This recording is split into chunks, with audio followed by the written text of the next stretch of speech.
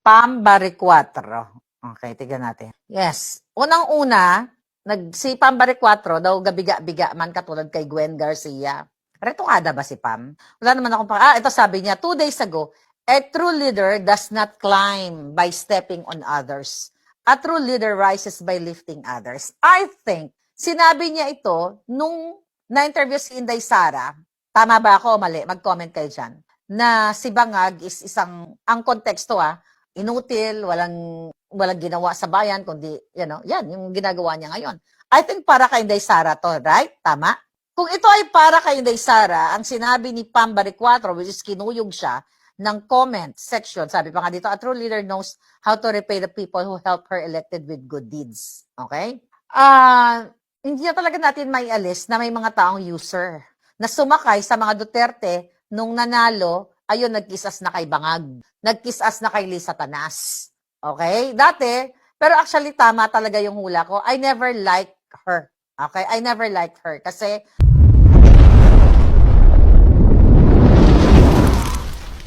parang walang silang pinagkaiba ni Gwen Garcia. Lalo na ngayon, na lumabas na yung kanyang eksena. At kinuyog siya ng mga DDS. Ang totoong leader ay hindi namamangka sa dalawang ilog. Okay? True leaders also means staying consistent with the people who supported you. Alam niya na ni Pam Baricuatro, mag-comment pa dyan, basahin natin, nabangag si Marcos Jr. Again, it's vested interest. Nanalo siya because of the 30 supporters. Dahil buwisit na buwisit ang mga Cebuano kay Gwen Garcia, nakalaban niya. Para mas marami pang time si Baricuatro magbiga-biga sa reels. You know, ako nagre-reels ako, di ba? Ang hirap mag-reels minsan nauubos yung isang oras ko sa isang reels lang kasi mag-edit ka ba? Pero, yes, dumikit. Ito yung problema sa politics. Kaya nga dapat talaga mag-ingat si Inday Sara. Ate mo, kinuyog talaga siya. Sabi ng nag-comment, doon pa din kami sa nagpanalo sa'yo. A true leader does not create division among people. Instead, she or he brings people together for the greater good. Bakit kailangan ilip si Bangag, Pam Baricuatro? Bakit ililip mo ang isang addict na nakita mo na yung isingot niya, yung ilong niya, dumudug, ang gums niya dumudugo, tumutulo ang ilong. Kaya may mga nagtatanong, nabigyan ka ba ng maleta? Pero actually, hindi niya na kailangan bigyan ng maleta. Mismo sa Kapitolyo ng Cebu, if gusto niya gumawa ng pera, pwede siyang gumawa ng pera. So, ilang ano ba yon? Ang mayor ba 3 years lang? Ay, governor? I forgot. 3 years? Sana may papalit sa kanya na totoo. User siya. Okay? At saka yung mga biga-biga niya, nabuisit tayo nun kay Gwen Garcia, na nagbiga-biga, na parang kalabera ng itsura, nag-tiktok ang alpot, di ba? At siya naman nag-tiktok din, nagbiga-biga. It's okay to tiktok. But parang abala sa pag-tiktok. Sabi ni concerned citizen, nakakalungkot. Huwag ka malungkot. At least nahuhubaran natin. Pag may nakikita, 3 years lang, di ba? Huwag yun ang papanalunin yung bigatla na yan. Kasi traidor. Akala natin, mag-a-align sa pinaglalaban natin. The fact na siya ay sumusuporta kay Bangag at kung ano pa, okay lang sana kasi normal lang kasi governor, pag pumunta ang presidente, wala kang magawa kasi, it's your duty as a governor para, i-welcome ang presidenteng Julul at Bangag at si Lisa Tanas. Pero magsulat-sulat ka pa, okay? Di ba? Magsulat-sulat ka pa na ganito-ganyan, chuchu-chuchu, epal ka. Tama yung mga nag-comment. Na true leader ay hindi dapat balimbing. Okay? Ang dami kinuyog siya. Lifting the first and final term. Ha. Sabi ng mga Duterte supporters. From green to colorblind, word of the day is colorblind. Ha. I climb by others for lifting the leader. Okay? A true leader have awkward moments, especially if guilty. Ha. Pero mo kinuyog siya, hindi ka ba nakakita, Pam Baricuatro? Diba? Kung si who's that? Si Gwen Garcia nga daw kalabera, okay? Si Pam Baricuatro naman daw, siopaw na gusto nang pumutok. TikTok, di ba? Di ba? Mas majoba naman siya sa akin, kaya pwede ako mamintas. Di ba? Pwede tayo mamintas. So, baka naman may maleta din si Pam ng Cebu. Kamukha, tuloy, natuloy si Pam sa pinalitan niya. Kaya nga wala silang pinagkaiba.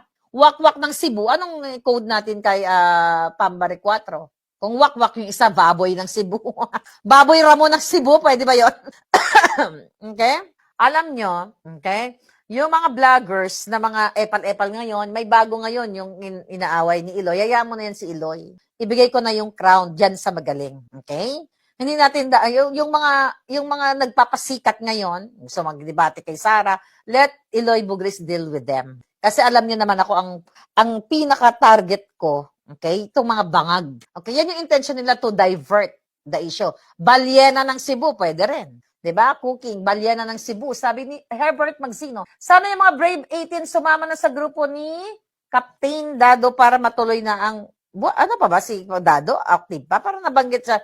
Yung bang Dado na nabanggit na doon sa 18, doon sa sworn statement, hindi ba siya yon? Okay. Vampira ng Cebu. Wakwak ng Cebu, whatever, pwede, di ba? So yun yung comment ko. Okay? Traidor sa bayan, traidor sa Cebuano, walang pinagkaiba kay Wakwak. Kaya siya ay kay Calavera ng Cebu. Calavera. O yan, vampira. Okay, sumisip-sip ba ng dugo? Okay, yun ang comment ko doon, mga babayan. So it's hard sa politics talaga.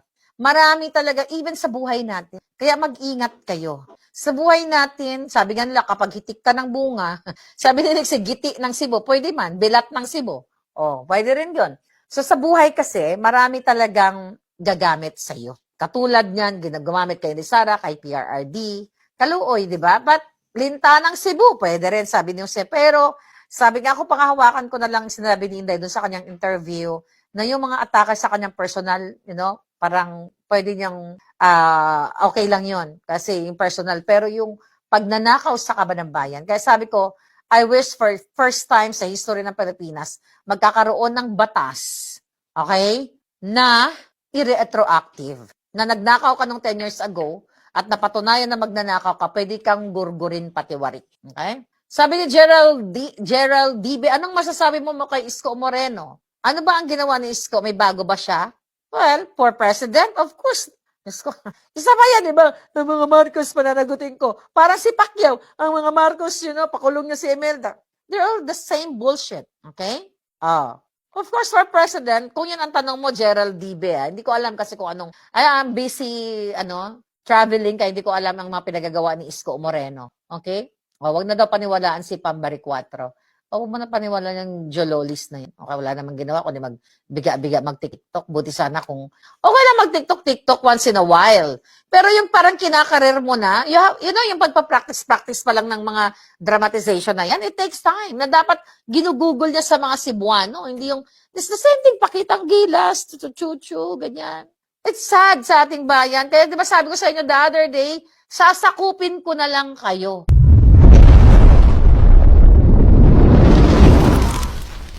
Pambari 4. Okay, tignan natin. Yes. Unang-una, si Pambari 4 daw gabiga-biga man katulad kay Gwen Garcia. Retokada ba si Pam? Wala naman akong ito sabi niya, 2 days ago, a true leader does not climb by stepping on others. A true leader rises by lifting others. I think, sinabi niya ito nung na-interview si Inday Sara. Tama ba ako o mali? Mag-comment kayo dyan. Na si Bangag is ang konteksto inutil, walang ginawa sa bayan, kundi, yan yung ginagawa niya ngayon. I think para kay Inday Sara to, right? Tama? Kung ito ay para kay Inday Sara, ang sinabi ni Pam Baricuatro, which is kinuyog siya, ng comment section, sabi pa nga dito, a true leader knows how to repay the people who help her elected with good deeds. Okay? Hindi na talaga natin may alis na may mga taong user na sumakay sa mga Duterte nung nanalo, ayun, nagkisas na kay Bangag, nagkisas na kay Lisa Tan.